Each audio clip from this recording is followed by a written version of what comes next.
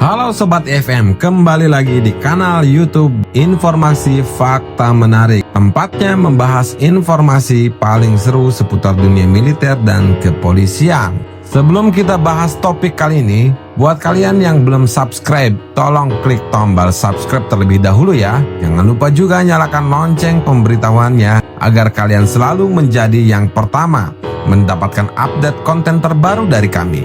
Yuk kita hitung ya. 1, 2, 3. Sudah subscribe-nya? Yuk kita mulai pembahasannya.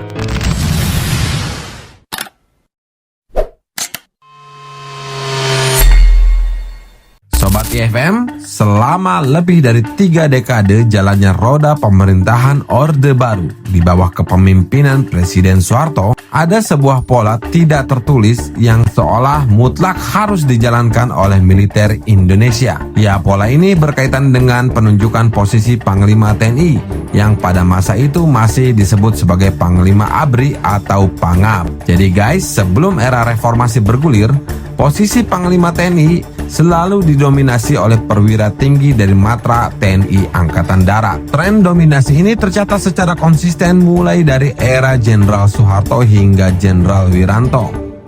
Namun sebuah perubahan tradisi besar akhirnya pecah saat era reformasi dimulai. Secara mengejutkan, Presiden Kiai Haji Abdurrahman Wahid atau Gus Dur mengambil langkah tidak biasa dengan menunjuk seorang jenderal bintang 4 dari matra TNI Angkatan Laut, yaitu Laksamana TNI Widodo Adi Sucipto sebagai Panglima TNI. Sejak peristiwa bersejarah itulah, siklus penunjukan Panglima TNI berubah total dan mulai digilir secara bergantian ke setiap matra.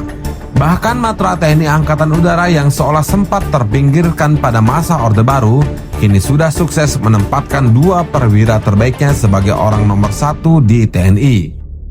Lantas siapa saja para perwira tinggi di luar Angkatan Darat yang berhasil mengukir sejarah luar biasa sebagai pemimpin tertinggi Tentara Nasional Indonesia? Mari kita simak ulasan lengkapnya. Oke, yang pertama adalah penunjukan Laksamana TNI Widodo Adi Sucipto.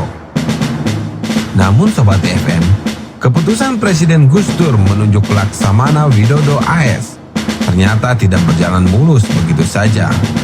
Langkah berani ini sempat memicu riak dan tensi panas di internal militer, terutama di kalangan perwira tinggi Angkatan Darat yang sudah puluhan tahun mendominasi kursi tertinggi. Mengapa keputusan ini memicu kontroversi? Ada 2 alasan utama. Pertama, merusak pakem Orde Baru. Ya, penunjukan ini dinilai mendobrak tradisi mapan secara mendadak demi mengurangi dominasi politik Angkatan Darat. Kedua, tensi politik internal. Hubungan Gus Dur dengan petinggi militer saat itu dipenuhi tarik ulur yang sengit. Gus Dur berharap penunjukan ini melahirkan loyalitas penuh kepada presiden sipil. Namun di sisi lain, Laksamana Widodo AS tetap harus menjaga independensi TNI agar tidak terseret kembali ke pusaran politik praktis. Ya, di era Laksamana Widodo AS lah, TNI dan Polri resmi berpisah.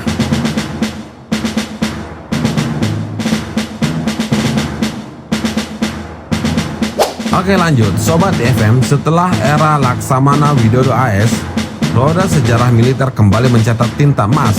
Pada tahun 2006, giliran matra TNI Angkatan Udara yang unjuk gigi. Presiden Susilo Bambang Yudhoyono atau SBY secara resmi menunjuk Marsikal Djoko Suyanto sebagai Panglima TNI. Ya, menariknya, Sobat IFM, penunjukan ini bukan sekedar pergantian posisi biasa. Marsikal TNI Djoko Suyanto ternyata adalah teman satu angkatan Presiden SBY semasa menempuh pendidikan di Akabri.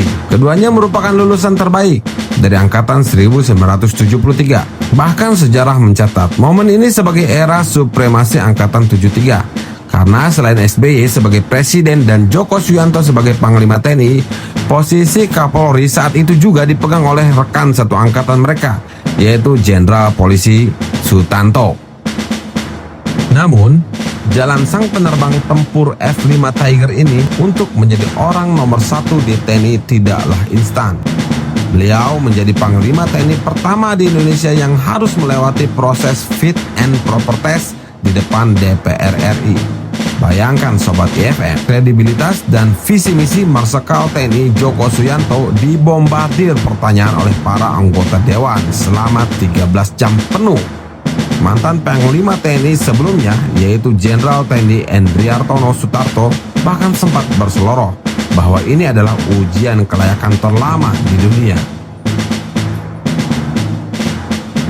Sobat IFM, setelah era Marsikal TNI Joko Suyanto dan sempat kembali diisi oleh Matra Angkatan Darat dengan nama yang Joko juga, namun Joko Santoso, seorang Jenderal TNI Angkatan Darat. Selanjutnya, tongkat komando tertinggi TNI di zaman Presiden SBY kembali berlayar ke Matra Laut. Tepat pada tahun 2010, Presiden SBY menunjuk Laksamana TNI Agus Suhartono sebagai Panglima TNI yang baru. Beliau mencatatkan sejarah sebagai perwira TNI Angkatan Laut kedua yang berhasil menduduki posisi puncak militer Indonesia. Sosok Laksamana Agus Suhartono adalah seorang pelaut sejati lulusan Akademi Angkatan Laut tahun 1978. Sebelum sandar menjadi Panglima TNI, beliau adalah Kepala Staf Angkatan Laut atau KSAL. Pengalamannya di Lautan Nusantara benar-benar luar biasa. Dirinya tercatat pernah menjadi komandan di 5 kapal perang berbeda, termasuk kapal legendaris KRI Samandiku.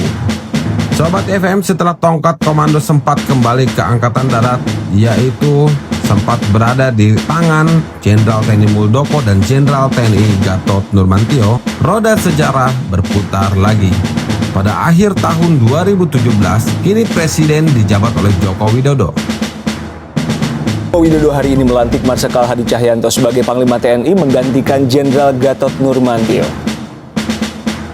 Secara resmi melantik Marsikal Hadi Cahyanto sebagai Panglima TNI yang baru. Tahukah kalian, Sobat IFM, karir militer Marsikal Hadi sering disebut-sebut sebagai jalur cepat atau meroket. Bagaimana tidak? Hanya dalam waktu 3 tahun saja, dirinya sukses naik pangkat dari bintang 1 hingga mengemas bintang 4. Dan tak lama setelah menjabat sebagai Kepala Staf Angkatan Udara, dirinya langsung duduk di kursi nomor 1 TNI. Hal ini tentunya tidak lepas dari kedekatan dan kepercayaan tinggi dari Presiden Jokowi. Sejak Marsikal Hadi menjabat sebagai Dan Lanut Adi Sumarno di Solo, sama halnya ketika Jokowi masih menjabat sebagai Wali Kota Solo.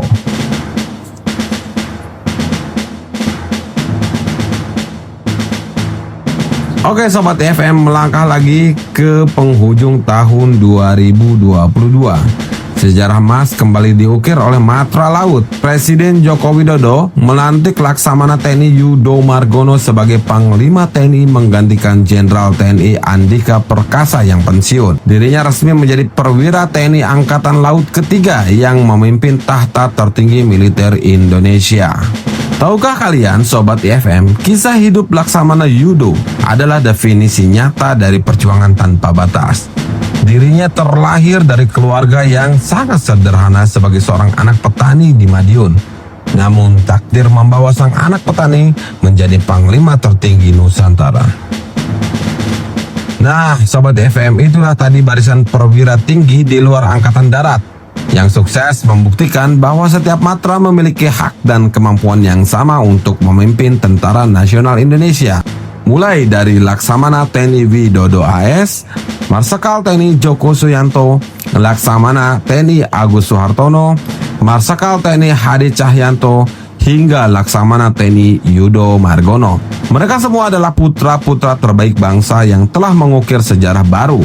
Dari kelima tokoh hebat tadi, siapa nih Panglima TNI non-Angkatan Darat favorit atau yang paling menginspirasi kalian? Yuk tulis pendapat dan argumen kalian di kolom komentar bawah ya. Kalau kalian suka dengan pembahasan kali ini, jangan lupa untuk klik tombol like, share video ini ke grup-grup kalian, dan pastikan kalian sudah klik tombol subscribe serta sudah menyalakan loncengnya agar tidak ketinggalan informasi seru lainnya dari kanal Informasi Fakta Menarik atau IFM Channel. Terima kasih sudah menonton sampai habis. Sampai jumpa di video berikutnya. Salam IFM dan tetap jaga nasionalisme serta salam TNI Prima.